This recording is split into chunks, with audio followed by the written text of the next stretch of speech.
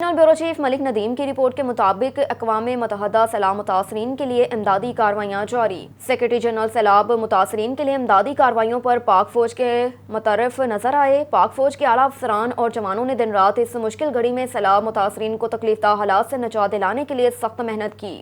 ملک کی بہادر افواج نے نہ صرف ملک کی سلامی اور تحفظ کو یقینی بنایا بلکہ ہر مشکل وقت میں اپنی قوم کی بھرپور معاونت کی۔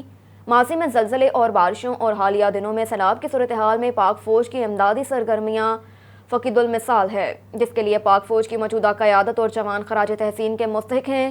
پاک فوج کے لازوال اور ناقابل تسخیر جذبے نے ثابت کر دیا، انسانیت کے آنسو پہنچ کر ہی انسان ہونے کا حق ادا ہو سکتا ہے۔ پاک فوج کے جوانوں نے ثابت کر دیا کہ قوم کو کبھی بھی کسی بھی مشکل گھڑی میں ہم کسی صورت تنہا نہیں چھوڑیں گے۔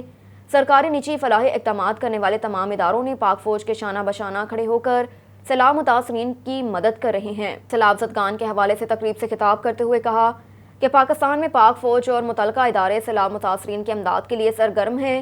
موسمیاتی تبدیلیوں کے حوالے سے پاکستان کے اقدامات قابل تحسین ہیں۔ اقوام متحدہ کے سیکرٹری جنرل اینتھونیو گوتریس نے کہا کہ پاکستان کی وجہ سے ماحولیاتی تبدیلی پر کوئی خاص منفی اثرات مرتب نہیں ہوئے، لیکن یہ اسے بہت زیادہ متاثر ہونے والے ملکوں میں سے ایک ہے، اور یہ ضروری ہے کہ عالمی برادری بالخصوص ماحولیاتی تبدیلی کا سبب بننے والے ممالک اس بات کو تسلیم کریں اور اب وہ تعمیر نو متاثرہ ہیں۔